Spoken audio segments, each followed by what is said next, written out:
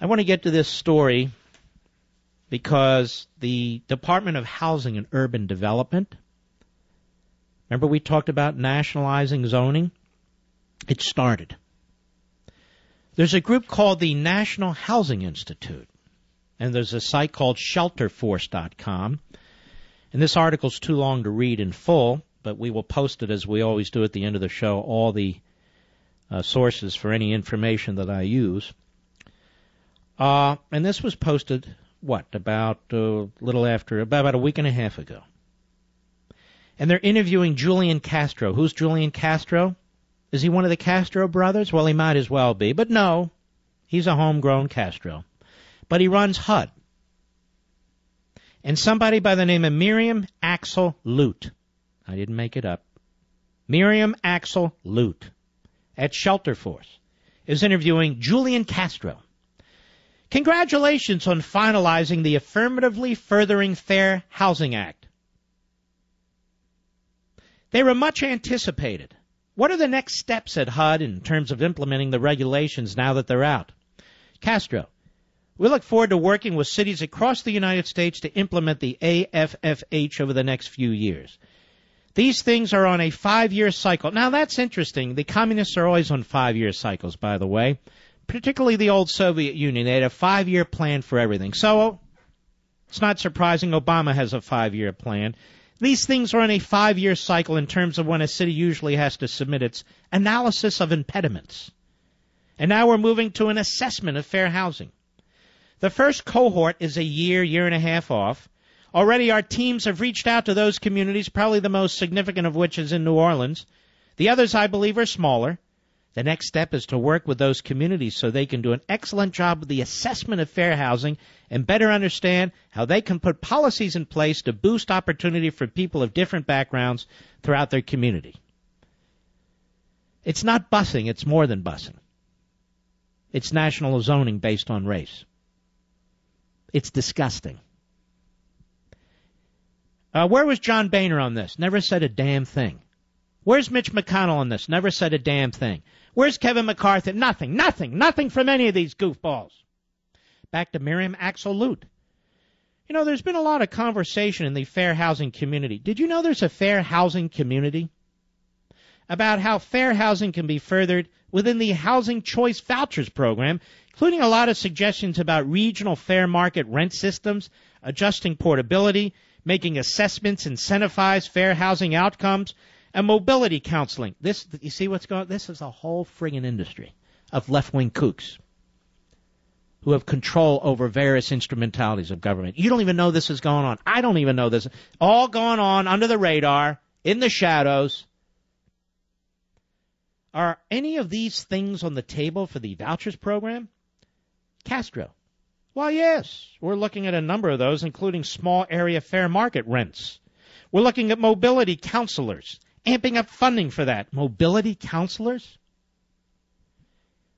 What is I can only imagine. A mobility counselor. Oh, that's cool.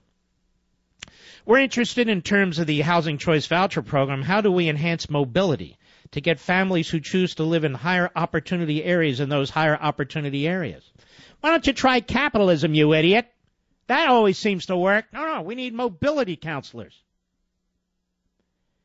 Miriam Axel Lute, great. And will the Supreme Court disparate impact ruling have any effect on HUD policy? Castro, it creates certainty that we didn't have before. It creates certainty that we didn't have before about the use of disparate impact. And so, and this is Kennedy, where discrimination is assumed. Anthony Kennedy, who I'm sure lives in a minority neighborhood in Washington, D.C., he and his wife. Sure they do. Just like the Obamas send their kids to a minority school. Let's see. It creates certainty that we didn't have before about the use of disparate impact. And so it gives us an unqualified green light to make use of disparate impact and help stamp out discrimination in the housing market wherever we can find it. So in other words, there doesn't have to be actual discrimination. Discrimination is assumed if you got too many people of one race over here and too many people of one race over there. Oh, racists. Remember, it's in our heart. Obama said it's in our DNA. while Mr. Castro has to fix it. What an apt name. I wonder if he has his deputy secretary named Chavez. Maybe like Phyllis Chavez. Anyway, Harold Simon now asking the questions. Do the AFF regulations, these are the national zoning regulations, proactively support either doing away with land use laws at the local level that have a disparate impact or supporting the enactment of policies to reduce it? So, for example, exclusionary zoning or inclusionary zoning. So, in other words, if you have zoning for like one home every 5 acres, and then you're building like a $900,000 house on that's exclusionary zoning with a disparate impact. So the feds can come in and say, no, you can't do that. We look forward to, this is Castro, collaborating with communities around those issues. And at the end of the day, we're not being overly prescriptive. What we like to see is communities in different ways addressing issues that are an obstacle to fair housing opportunities for everyone. So in some places, you may have issues that arise with regard to their zoning practices. It may be different in other communities. We're approaching it with a spirit of collaboration first. But at the same time, we won't be afraid to use the enforcement authority of the department. No, he didn't say that in German. Do you see any promising partnership in place that can point to that as really doing this? This guy apparently doesn't even know English. Do you see any promising partnership in place that you can point to that is really doing a good job moving these issues forward? Yes, there are cities that I believe are trying to tackle some of these issues. For instance, Austin, Texas. They not too long ago passed a source of income discrimination ordinance prohibiting source of income discrimination. Folks, we're discriminating against people. We don't even know what the hell we're discriminating against. What source of income discrimination? I need a mobility counselor. I don't know what the hell's going on. That's also been done in a number of states and localities. Of course, in Texas, the Texas legislature just undid or prohibited the ordinance that they passed. However, that's the kind of ordinance that I like to see because it demonstrates a commitment to helping ensure that housing choice voucher families can get into higher opportunity areas. What do they mean? Rich white areas? Like Martha's Vineyard? No, Obama goes there. Oh, okay, sorry. Aspen, Colorado? No. Michelle goes there.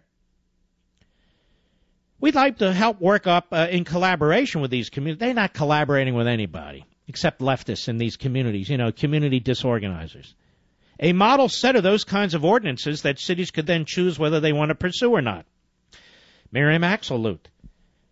Now, you mentioned different places have different things going on, different markets, and we want people to have access not only to new areas of opportunity, but we don't want them to be priced out of places where they live now that are improving. There are a number of places, including New Orleans, as you mentioned, where many people are being priced out of the neighborhoods that they have lived in for a long time. In markets like that, what can HUD do to... Do you believe this crap? Julian Castro. We need to focus on creating as much stock of affordable housing as possible. Okay, folks, low-income housing is spreading. It's going to spread. That's why, for instance, we've joined with Treasury in the past in suggesting we look at enhancing the low-income housing, tax credit, by up to 50% by allowing states to substitute unused, whatever. One more. Miriam Axelloot. One of those tools that's getting a lot of interest in many parts of the country is permanently affordable housing, such as community land trusts. Does this not sound like Mao's China? Is this not the craziest damn inclusionary programs with long-term deed restrictions and other programs that really, you know what they mean by inclusionary programs with long-term deed restrictions? That they can only be passed from minority to minority. This is incredible stuff. How can and will HUD support these forms of housing? Julian Castro. That's a great question. No, it's not. It's stupid. What I like about that model is, of course, that it maintains affordability for a long period of time. So what he's saying is low-income housing in communities of opportunity. And the deeds can only be passed to other people based on their income and race. Ladies and gentlemen, we're not losing the country. We've lost the country. There's not a single law that was passed to do this. They're counting on the Fair Housing Act of the 1930s, which has nothing to do with this. Nothing to do with this. They've unleashed their lawyers. They're unleashing these left-wing local community disorganizing groups, all these budding Barack Obamas and Bill Ayers and all the rest. And they're about to destroy our zoning systems. They're about to destroy free market capitalism, private property rights. They're about to destroy communities by forcing this person and that person into that community or this community. This is very, very, very bad. And the Republicans have vowed to fight this. Actually, they haven't. They haven't said a damn thing.